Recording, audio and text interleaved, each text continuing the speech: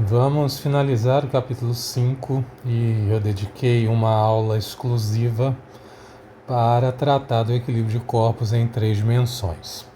Como nós já vimos nos capítulos 2, 3 e 4, quando o tratamento é tridimensional, geralmente os problemas são mais complicados.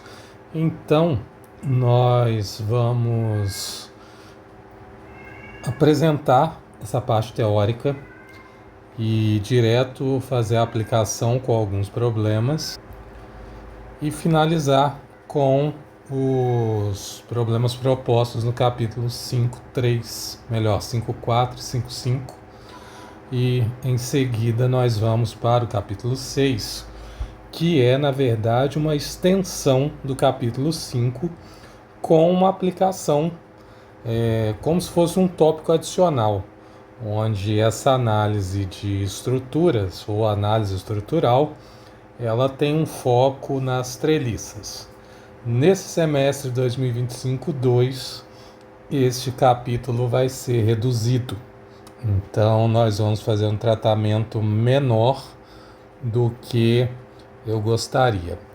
Mas no próximo semestre, 2026-1, eu vou refazer algumas dessas aulas, incluindo esta que corresponde ao capítulo 5.4 e 5.5, ela vai ser ampliada, e o capítulo 6 também vai ser ampliado. Bom, então, iniciamos aqui a nossa parte teórica. Nós temos a discussão clássica para o equilíbrio de um corpo rígido tridimensional. Nós temos o somatório das forças como uma das principais equações e o somatório dos momentos como outra das principais equações. A partir disso, nós podemos expandir essa ideia, se é que eu posso falar expandir, para uma abordagem escalar, porque nessa abordagem escalar nós vamos ter as equações de modo separado.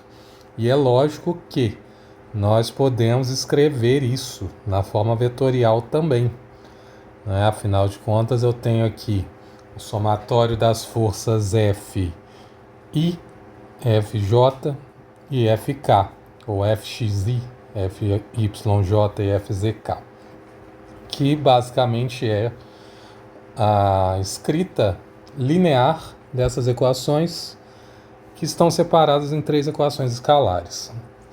Particularmente, embora eu acho que ninguém vá discordar do que eu vou falar, é muito mais fácil separar as equações escalares do que fazer o somatório todo vetorial. Mesmo que depois, no final, nós vamos colocar uma resposta vetorial. Então, no momento, nós temos a mesma coisa, mas agora em relação a um ponto P qualquer. Lembrando que nós temos vários pontos na estrutura, como nós vimos em 2D, e em 3D não vai ser diferente. Nós vamos escolher o ponto com a maior quantidade de incógnitas e isso vai facilitar o nosso cálculo. Mas em 3 dimensões existe uma outra coisa. Nós temos direções diversas. Então, lembrando do produto escalar, eu posso projetar uma força. Eu tenho aqui a minha força F, vetorial,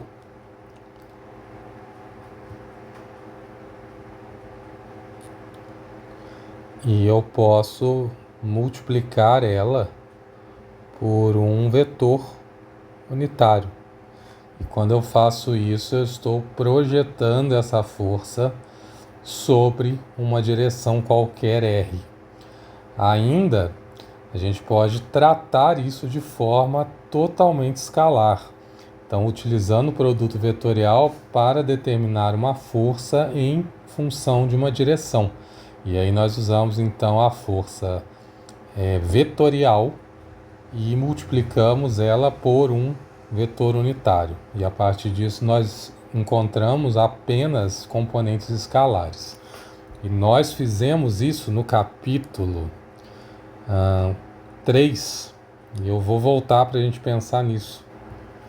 Então, neste problema aqui, nós utilizamos o tratamento escalar, multiplicando cada força por uma direção que era uma direção de interesse. No caso, era uma ideia de partícula, mas a direção de interesse era a direção AB, porque nessa direção eu sei que eu não teria reações. Então, fazendo essa multiplicação escalar da força vetorial pelo vetor unitário, eu conseguia então eliminar, né, as reações do jeito que estão aqui e não precisar descobrir essas reações, porque seria uma coisa mais complicada e desnecessária neste momento. É lógico que agora nós sabemos que sim, nós queremos reações.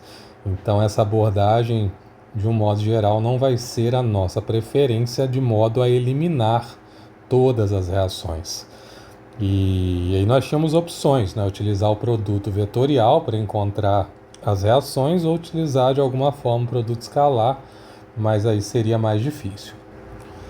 Então, voltando ao nosso problema, nós temos aqui algumas opções.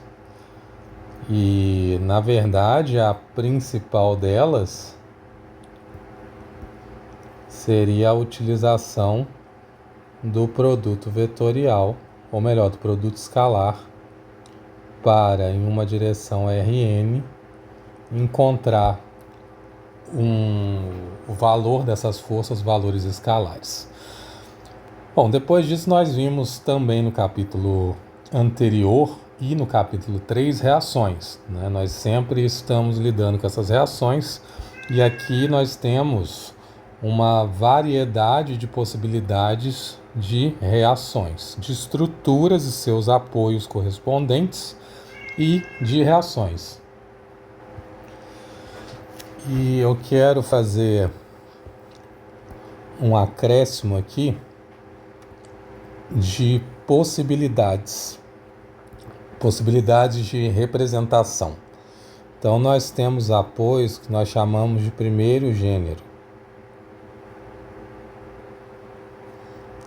outro que nós chamamos de segundo e um outro que nós chamamos de terceiro.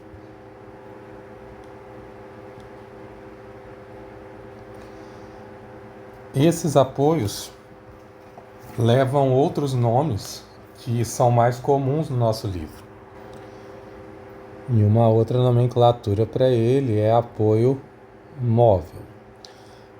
Existem várias representações, mas uma representação que nós podemos fazer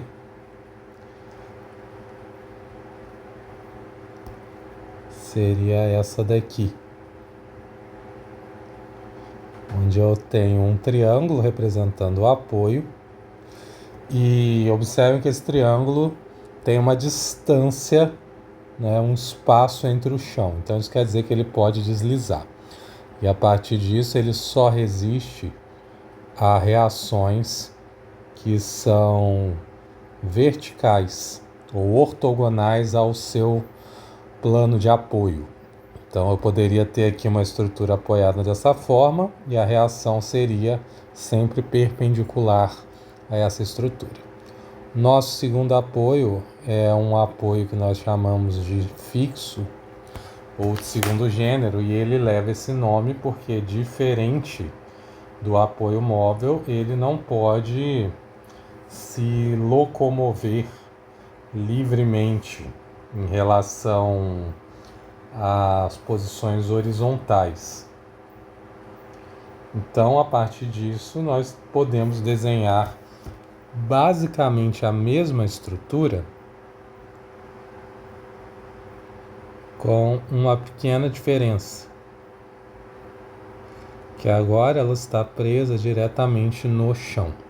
Então, com isso, eu tenho aqui um apoio que resiste a uma força que é perpendicular também, mas agora uma segunda força que é horizontal.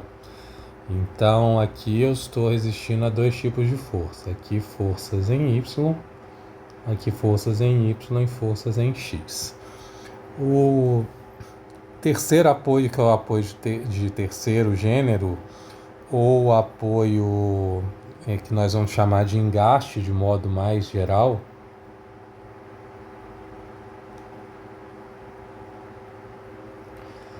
Ele é um apoio que vai ser representado, de um modo geral, por uma linha, como se ela estivesse presa ao chão, à parede, qualquer superfície. E a partir disso, diferente das outras, ela vai ter uma característica um pouquinho diferente aqui, que é em relação ao seu momento.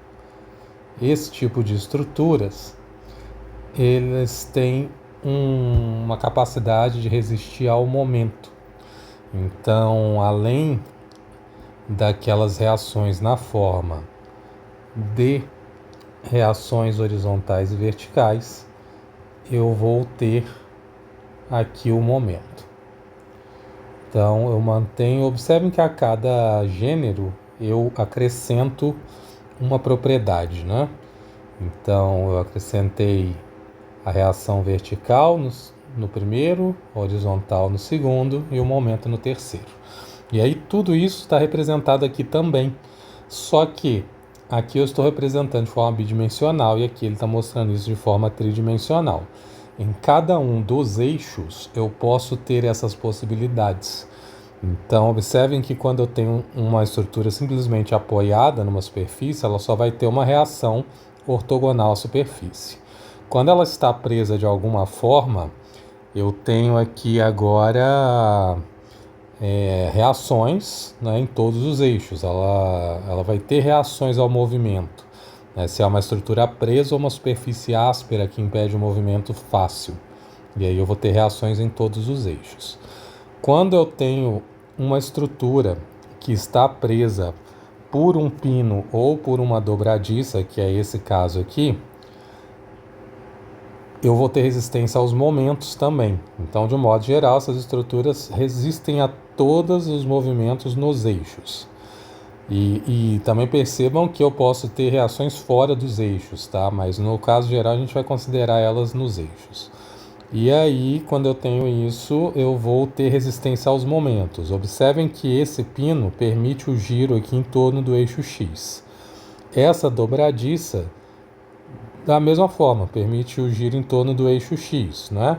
Então, eu vou ter, mas ela não permite girar aqui em torno de Y, nenhuma das duas, né? Observem que a porta, se fosse o caso, só poderia abrir para cá.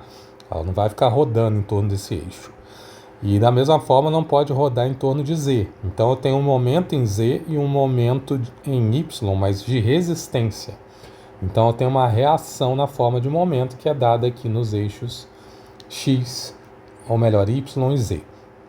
Quando eu tenho essas estruturas na forma de Mancal, observem que essa barra ela poderia até girar aqui dentro.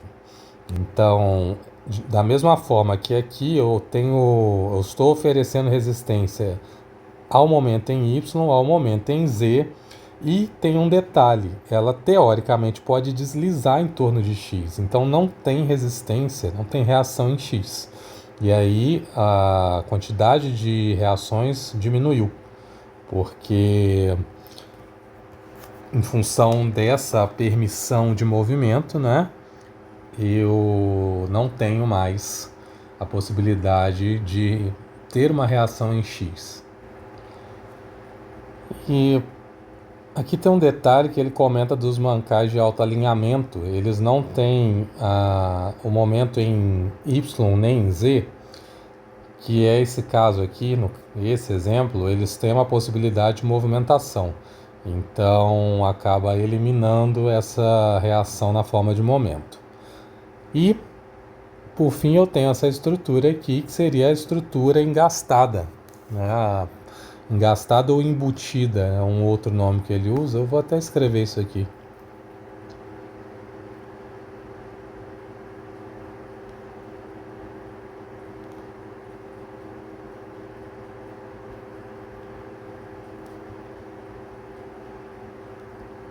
Embora esse embutida não é um termo comum, pelo menos não na civil. E essa estrutura é a que vai oferecer todas as reações, as 6 reações. Então, 3 reações na forma de forças e 3 na forma de momentos. Uma outra possibilidade que nós temos ainda é de associação de mancais. Então eu tenho aqui os mancais axiais. E aí percebam que acontece exatamente a mesma coisa. Eu não tenho movimentos no eixo Y, não tenho movimentos no eixo Z. Ofereço momentos nesses dois eixos também, mas em relação ao eixo X eu posso girar ou movimentar. E nossa abordagem, de novo, pode ser tanto escalar quanto vetorial, mas dificilmente você vai aplicar isso aqui de forma escalar. Então, muito cuidado. Aplicar de forma escalar 3 dimensões requer uma visão geométrica perfeita. Se você tem dúvida, não faça. Faça uma abordagem vetorial. Isso é extremamente importante. Com o tempo, você pode criar uma visão geométrica mais interessante, mas caso não tenha, então muito cuidado com essa abordagem escalar.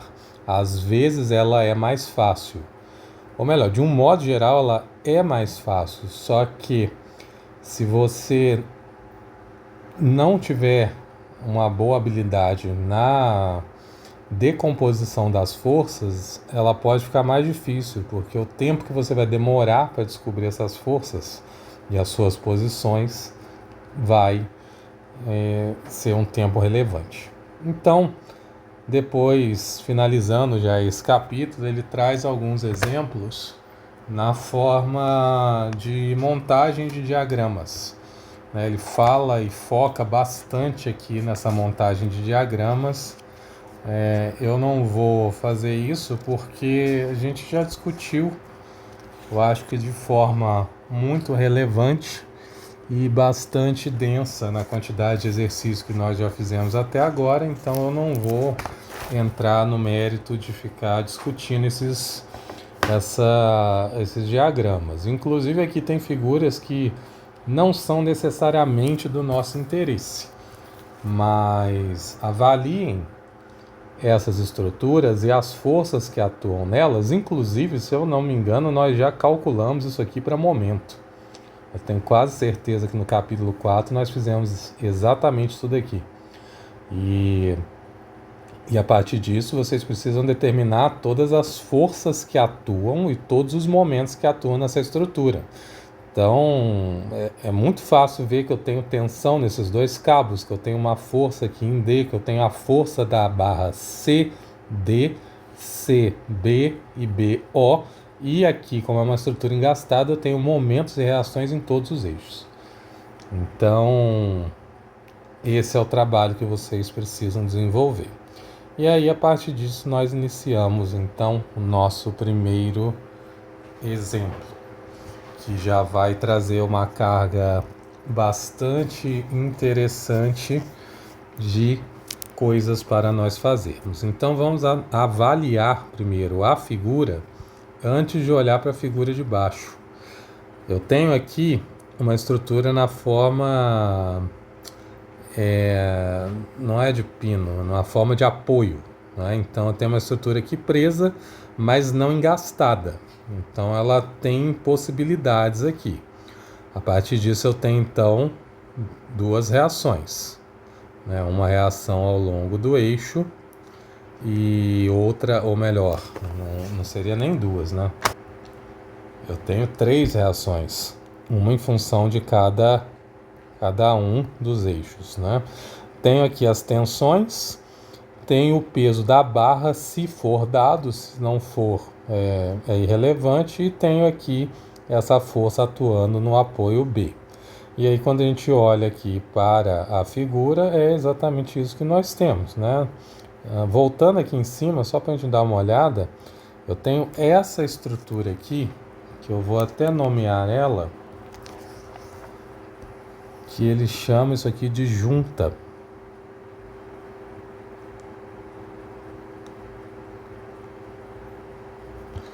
Junta esférica, que ele chama.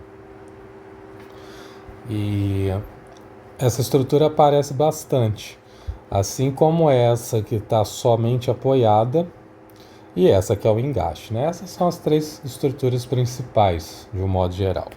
Então, o que ele pede aqui no livro é o seguinte: a haste OAB é apoiada por uma junta esférica, né? No caso, ele até fala no ponto O e por dois cabos. Determine as reações de apoio em O e as forças suportadas pelos dois cabos. Então, observem que nós temos aqui 4 incógnitas, 3 reações e 2 tensões nos cabos.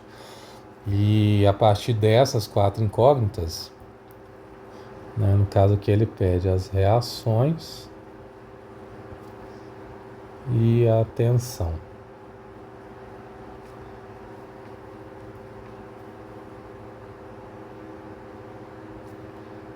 No cabo. Então, a partir disso, nós precisamos de escrever expressões vetoriais para poder fazer o equilíbrio dessas forças. A partir disso, nós temos então aqui o ponto A, o ponto B e o ponto C como pontos de referência. A está sobre o eixo Y e tem uma medida de 1,6 metros. B talvez não seja tão relevante, mas eu vou colocar. B também está sobre o eixo Y e tem 3,6 metros.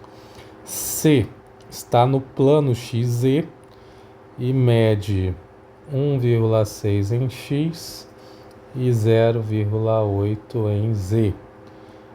E D está também no mesmo plano, mas na parte negativa. Então ele tem menos 1,1 e tem a mesma altura.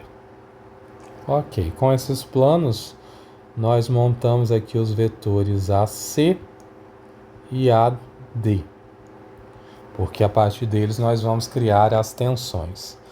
Então, AC é 1,6I menos 1,6J mais 0,8K. E AD vai ser menos 1,1I menos 1,6J e mais 0,8K. Então, precisamos dos seus módulos, né? Então tem o módulo de RAC, módulo de RAD e o módulo de RAC vai ser 2,4. O módulo de RAD 2,1. Ainda, já aproveitando que a gente está escrevendo vetores, eu vou escrever aqui o vetor OA e o vetor OB. Eu vou pontuar isso aqui, que são os 4 vetores que estão envolvidos nesse problema. Então, OA basicamente é A, então é 1,6J, e OB é B, que é 3,6J também. A partir disso, então, nós podemos montar os vetores força. Então, eu tenho um vetor força da tensão TAB, ou melhor, TAC, que vai ser o módulo da tensão vezes o vetor unitário AC, que é o vetor AC dividido pelo seu módulo, que é 2,4. De modo semelhante, nós temos a tensão AD, que é quase o mesmo vetor, né? Vou copiar ele então. E aí nós temos então a diferença, que aqui é 1,1 negativo e aqui eu tenho 2,1. Agora temos ainda a força F que está ali. E aí essa força F, eu vou escrever ela aqui. Ela é pequenininha, acho que dá para escrever. Então F é igual a 5I menos 12K. Ok. Temos as três forças e aí nós podemos tomar rotas.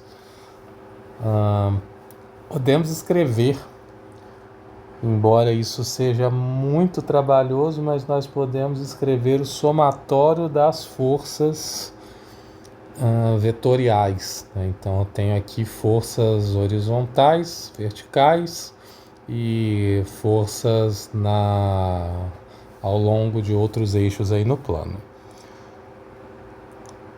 Como esse é um problema tridimensional, é importante escolher muito bem o que fazer, como fazer e por onde começar. Observem que nós temos aqui, então eu acho que eu vou escrever o somatório das forças vetorial.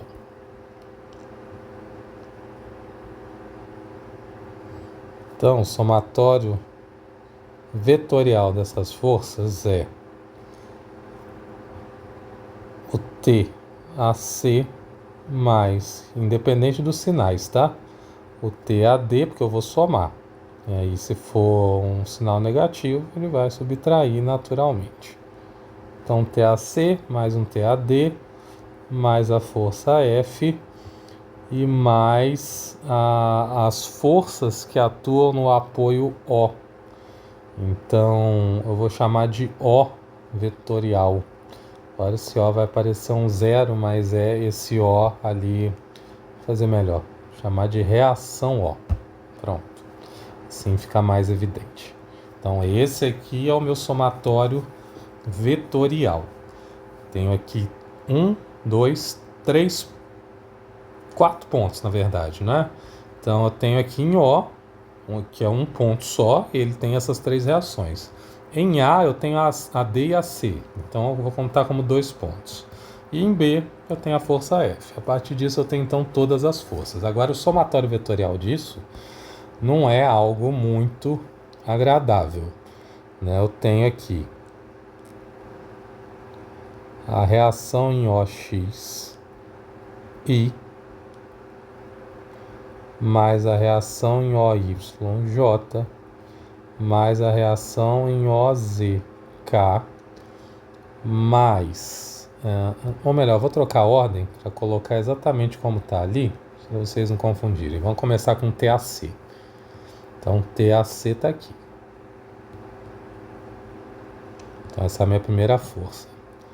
Depois eu tenho TAD. E TAD está aqui. Depois de TAD, eu tenho a força F, que é 5I menos 12K. E depois eu tenho as reações R. Eu coloquei aqui pequenininho, acho que eu vou melhorar isso, eu vou colocar embaixo. Senão vai ficar muito ruim. Então, mais 5i menos 12k e mais, né, as reações que estão aqui embaixo. Observem que fica algo sim muito grande e não tem problema nenhum, né? É só separar. Então, é o que eu estava discutindo lá em cima, né? A gente pode ter o somatório vetorial, mas aí fica esse tipo de coisa. E a gente pode separar ele. Então, ó, tem 1,6 dividido por 2,4 vezes t, mais menos 1,1 dividido por 2,1 vezes t, mais 5i mais ROI. Tenho duas incógnitas, t e ROI, OX. Depois, ó, menos 1,6 vezes t, não tenho nada aqui, e ROY, duas incógnitas de novo, reação e t. Depois, em Z, 0,8 mais 0,8 vezes t, menos 12K e ROZ. Então, nas três situações eu tenho duas incógnitas. A partir disso, essa imagem que a gente vai usar daqui a pouco, tá? A partir disso, então, a melhor coisa a se fazer, que já vai ficar essa dica, a melhor coisa a fazer nesses tipos de problema é diretamente começar pelo momento. E qual é o ponto escolhido? Tem que ser o ponto O, porque o ponto O tem 3 incógnitas. Então você precisa escolher o ponto O. E aproveitando um detalhe, né? Esse problema tem 4 incógnitas. E pela teoria que nós discutimos no capítulo anterior, ele é estaticamente indeterminado. Mas em 3 dimensões não, porque nós temos 6 equações. Então nós podemos ter até 6 incógnitas. Percebam o problema, né? Então, ok. Vamos fazer agora o somatório dos momentos. E aí eu vou escrever vetorialmente primeiro, para depois a gente pensar nele de forma analítica. Tenho 2 forças aqui no ponto A, TAC e TAD. Então as 2 forças são o produto vetorial de ROA por TAC mais ROA também, vetorial TAD. E ainda temos a força F lá no final, então ROB agora, vetorial F. E esse somatório precisa ser igual a 0 para que a estrutura esteja em equilíbrio. É fácil perceber que a única variável que eu tenho aqui é R, ou melhor, é T. Então eu vou conseguir resolver esse problema agora. E aí a gente precisa montar então todos esses produtos vetoriais.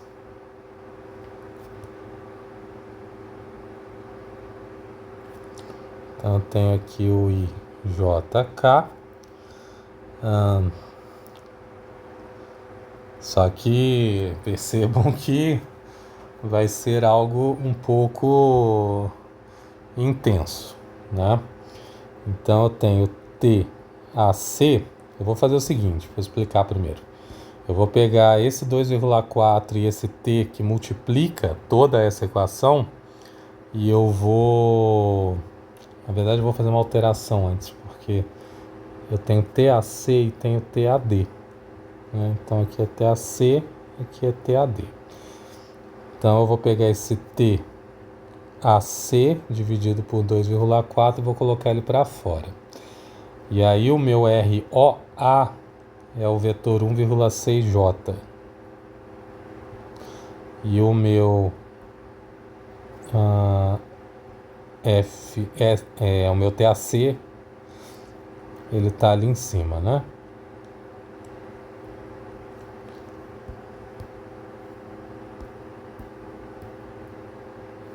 E aí eu vou fazer o seguinte, eu vou copiar isso daqui porque é quase igual ao outro produto vetorial que a gente vai fazer.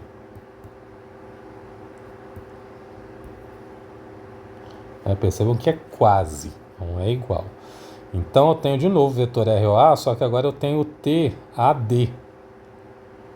Então aqui vai ser 2,1 e aqui TAD. E o TAD é menos 1,1, o resto é igual. O vetor ROA é o mesmo, então por isso que eu copiei.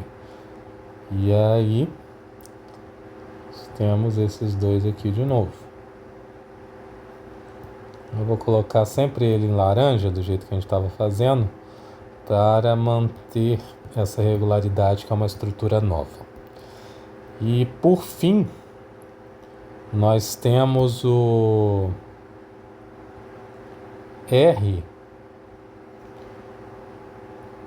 ROB, que vai ser 3,6 vezes o F. E o F é 5I menos 12K. E aí vou fazer a mesma estrutura.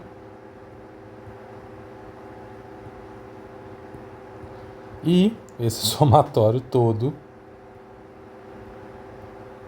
precisa ser igual a 0, tá? Não se esqueçam desse igual a 0 ali do final. Eu vou ter que mexer um pouco aqui com essa estrutura. Vocês percebam que esses problemas passam a ficar muito grandes agora. Então, assim, uma folha geralmente é o mínimo para resolver esse tipo de coisa. Então aqui eu tenho 0. Aqui eu tenho 2 zeros. E aqui eu também tenho 2 zeros. Na volta, eu vou marcar só os que a gente vai ter, não vai ter zero. Assim fica mais fácil. Aqui eu tenho zero, aqui eu tenho 2 zeros. Vou marcar só os zeros para a gente não confundir. Então, ok, isso aqui vai dar 1,6 ao quadrado k, que é 1,6 vezes 1,6, mais 1,6 vezes 0,8. Eu copiei. Não, eu copiei errado. Aqui é 0. Pronto, corrigi. Aí então ele dá 0 nesse terceiro. Então só tem um valor. Que vai ser então. Aqui eu tenho 1,6 vezes 0,8i. E na volta eu tenho menos 1,6 ao quadrado k. Os outros valores são todos nulos. Depois eu tenho aqui 1,6 vezes 0,8i. E na volta eu tenho menos 1,1 vezes 1,6 vezes k. Como ele é menos, vai ficar positivo. Depois eu tenho aqui menos 12 vezes 3,6i. E na volta 5. Menos 5 vezes 3,6k. E então, colocando isso tudo aí em ordem, eu vou ter o seguinte, lembrando que eu tenho aqui no primeiro TAC dividido por 2,4. Então eu tenho 1,28i, que é daqui do 1,6 vezes 0,8. Depois o 1,6 ao quadrado, ele vai ser 2,56k. Então ok no primeiro. No segundo, eu tenho agora 1,1 vezes 1,6, que é o meu k.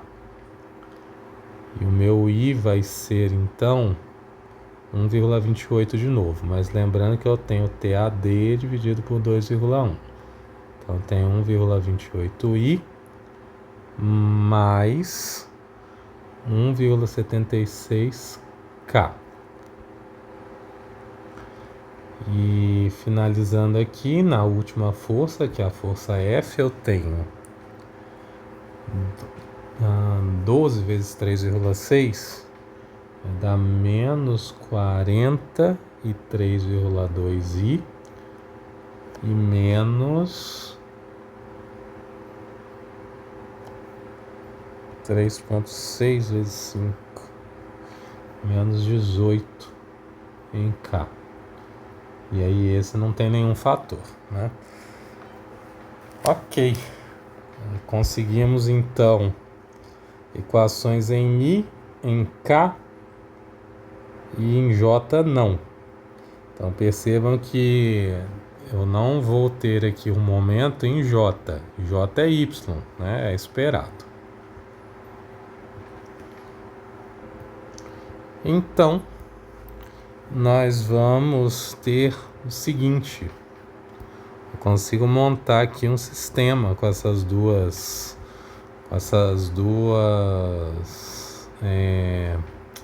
forças, vamos dizer assim, né? Eu tenho as forças em I e em K, então eu vou separar elas de forma escalar. Então eu tenho aqui 1,28 dividido por 2,4 TAC mais 1,28 dividido por 2,1 TAD menos 43,2. Isso é igual a zero. Depois eu tenho menos 2,56 dividido por 2,4 TAC mais 1,76 dividido por 2,1 TAD e menos 18. Isso é igual a zero. E aí nós precisamos resolver esse sistema. Observem que TAC é a melhor opção, porque TAC eu consigo eliminar já na primeira aqui, só somando, né? E aí nós vamos fazer o seguinte: vamos multiplicar por 2,56 em cima e por 1,28 embaixo. Então, dessa forma, esses dois aqui se anulam e eu vou ter 1,28 vezes 2,56 mais 1,28 vezes 1,76. Isso vai dar 5,5296 dividido por 2,1 TAD. E daí, já passando para o outro lado, vou ter 43,2 mais 18.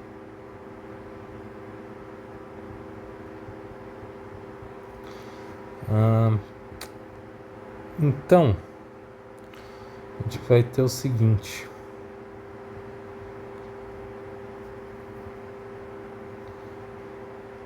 TAD vai ser igual a 2,1 dividido por 5,5296 mais 43,2 mais 18 dá 61,2. E aí, fazendo essa multiplicação,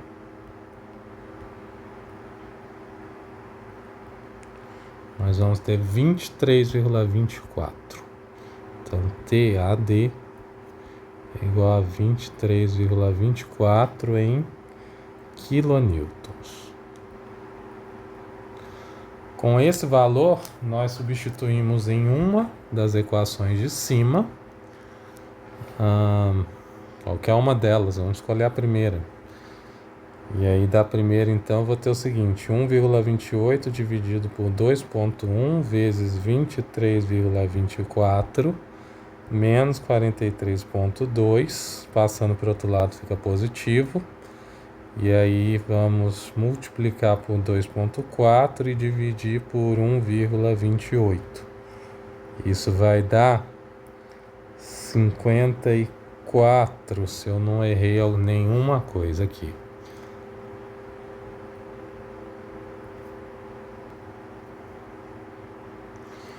Isso, mas eu vou então utilizar esse valor, 54. Vamos por 54. Aí facilita o cálculo. Agora, então, a gente pode escolher aqui nessas equações que nós escrevemos para encontrar as forças R, O, X, Y e Z. Em todos os processos aqui vai ser uma equação relativamente cansativa, né? Porque a gente vai ter que abrir todas elas. Então, isso ficaria da seguinte forma: eu tenho aqui 1,6 dividido por 2,4 TAC mais, menos 1,1 dividido por 2,1 TAD mais 5i, no caso agora vai ser 5, e mais ROX. Então esse daqui acaba sendo o somatório das forças em X. Então, se a gente substituir os valores, eu tenho 1,6 dividido por 2,4 vezes 54, mais menos 1,1 vezes 23, 24, dividido por 2,1 e mais 5.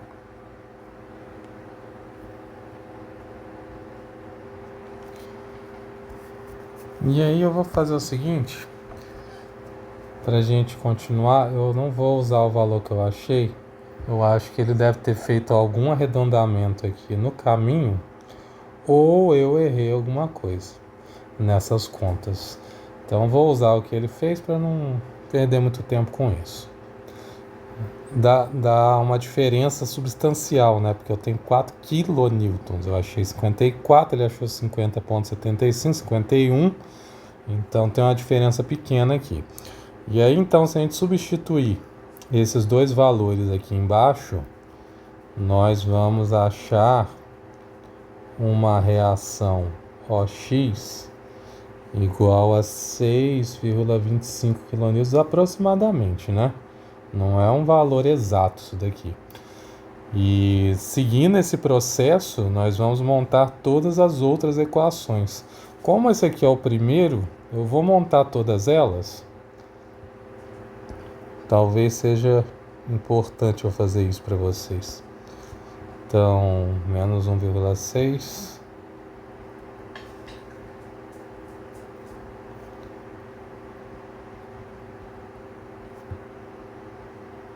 E aí a força F não tem, eu já tenho direto R, O,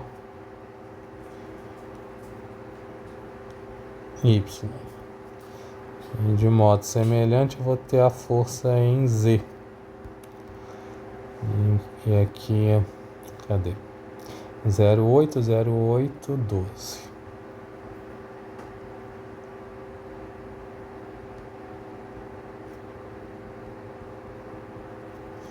Tem 2 menos.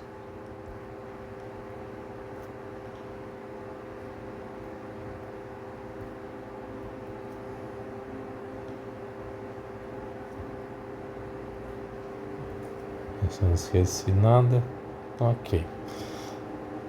Então agora, aí de novo, né? Substituindo, eu vou colocar os valores aqui, porque agora é só questão de fazer a conta. Então eu tenho 54 e menos 15. E com isso a gente, de certa forma, encerra. Mas eu quis colocar aqui uma outra situação, que na verdade é uma situação dupla que eu vou comentar. A primeira é aquele comentário que eu fiz lá no início, que nós poderíamos colocar a força sobre um outro lugar. Então, calcular ou melhor, decompor a força para calcular o somatório dela sobre uma linha. E aí observem que se nós fizermos isso aqui sobre a barra AB, eu, na verdade, vou decompor todo mundo aqui em cima. E aí eu vou ficar, de certa forma, só com o OY para encontrar de reação e com os T's que estão correspondentes a esse eixo. E então, essa forma, né, de fazer esse cálculo, ela pode levar em conta diversas linhas, né? A gente pode escolher diversos pontos e alguns vão ser melhores, outros vão ser piores, mas de qualquer modo esse cálculo vai ser mais um problema, né? Porque observem o seguinte, nós temos uma equação de momento para calcular. Então aqui eu multiplicaria de forma escalar esse momento, né, por outro vetor relativo à linha que eu quero decompor esse vetor. Então fazendo isso, nós temos que calcular esse momento e aí depois, com esse resultado obtido, fazer o produto escalar. Então dá um trabalho também. Então nessa abordagem final, aqui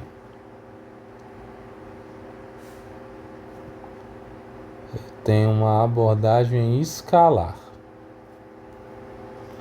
que é muito diferente do que nós fizemos. Melhor, muito é forte, mas é diferente.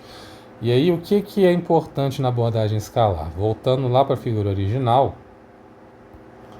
nós temos, na verdade, isso daqui. Então, eu sei que eu tenho reações aqui nos 3 eixos e força decomposta nos 3 eixos e essa. E aí, observem que ela está escrita, que ela só tem componente em I e em K.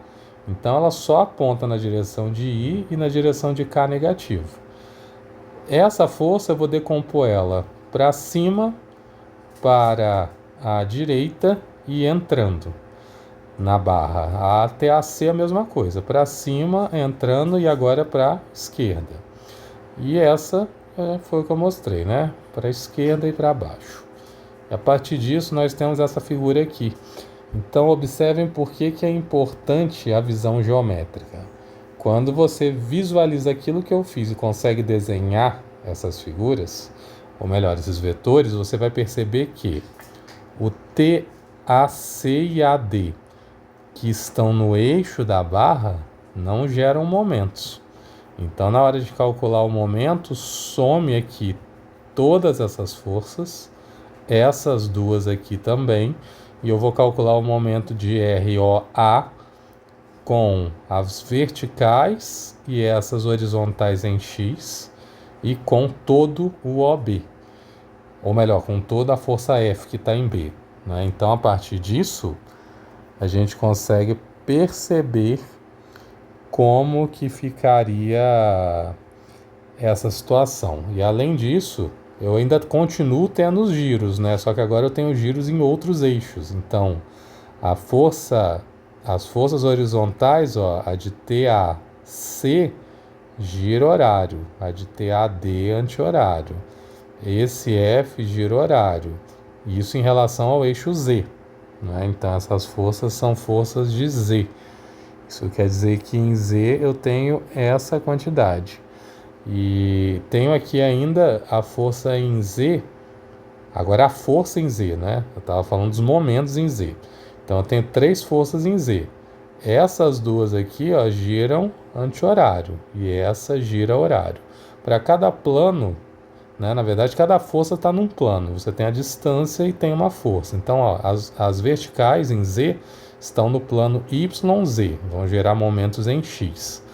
As horizontais aqui em X estão no plano XY e vão gerar momentos em Z. Então, lembrando daquela regra que eu falei, horizontal, vertical, e o eixo que não foi contabilizado é o eixo que gera o momento, é o eixo no qual gera o momento. Uma outra opção, né, e aí eu vou colocar opções aqui. A gente pode calcular o momento em torno de O, o momento em torno de A. São 2 pontos interessantes porque são os pontos das incógnitas. Então, observem que no ponto O eu elimino 3 forças, mas no ponto A eu elimino 6. Então, o ponto A é um bom ponto também para fazer o cálculo desses momentos.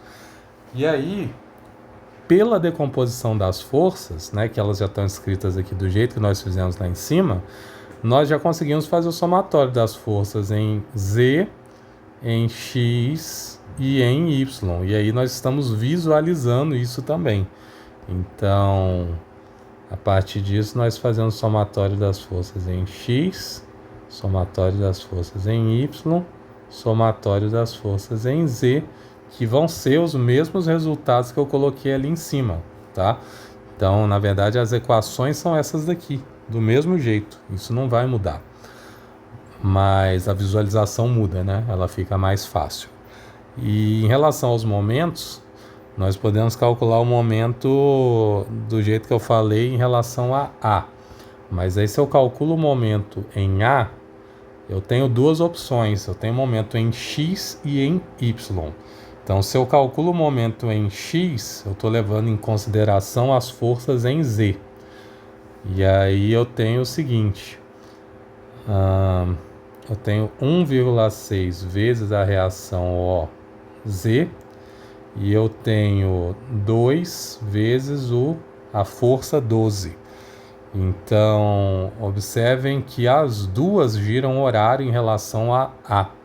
Então aqui ó, eu tenho giro horário em relação a A com OZ e aqui também. Então as duas são negativas.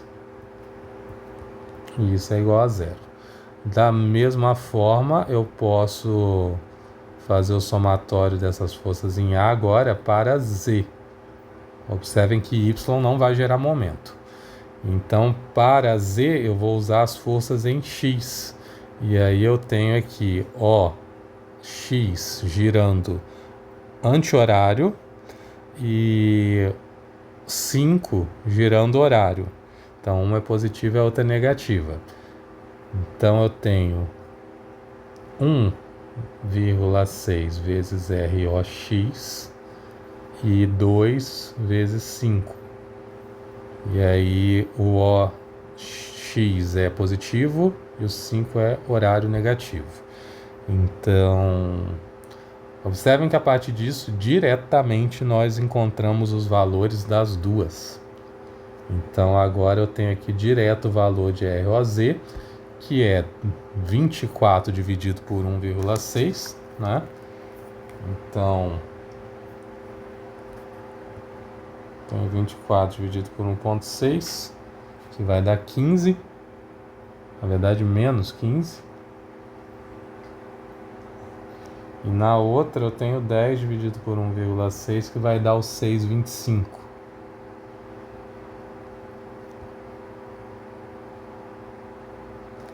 Então, percebem que foi muito mais simples, muito mais fácil fazer esse cálculo. E aí a gente poderia usar também aquelas equações de somatório de forças, agora de x e de y, né, que está aqui em cima. Ó. Eu já obtive esse e esse.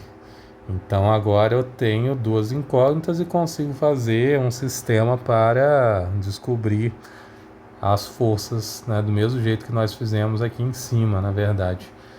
Então, assim, cada etapa nos leva a uma facilidade ou outra, né? Assim, dá para perceber que aqui a quantidade de equações escritas foi muito menor, né? Mesmo que nós tenhamos escrito as equações escalares, né? Mas é lógico que falta um pedaço aqui que eu não vou fazer porque já está feito em cima, né? A gente teria que escrever essas equações aqui de qualquer jeito, nós temos que escrever essas equações. Mas o somatório do momento ficou muito fácil. Olha o somatório do momento de cima. Para fazer esse somatório aqui, nós precisamos de todas as equações vetoriais de força e vetores posição para depois conseguir escrever o somatório da força vetorial e escrever todas as equações, usar os produtos vetoriais e ainda não encontrar um resultado, encontrar uma equação de duas incógnitas e aí fazer o sistema linear, encontrar o valor das duas e aí voltar aqui em cima e substituir nessas equações. Então é um trabalho interessante, né? Vamos colocar dessa forma. E a abordagem escalar elimina tudo isso. Então observem que em uma quantidade muito menor de linhas nós temos o mesmo problema. Esse capítulo com certeza vai ser um capítulo trabalhoso, porque essas equações são tridimensionais. Então, logo, nós temos mais dois problemas do exemplo para resolver, mas eu não vou começar agora não, porque com certeza eles vão demorar também. Então, no próximo vídeo nós vamos dar sequência nesses dois problemas e começar a resolver alguns aqui. Eu acho que eu selecionei 6, todos eles bastante voltados para análise estrutural. Então, principalmente o último, né, que temos aqui nossas características, vigas suportando pesos e cabos suportando essas vigas. Então, lógico que é um problema mais difícil, né? Percebam aqui que ele é difícil e na verdade todos eles são. Não tem, eu acho que poucos aqui são de dificuldade baixa. Esse aqui é um pouquinho. Então percebam que as coisas estão, né, de acordo com o termômetro dele, as coisas estão esquentando. Logo então nós voltamos.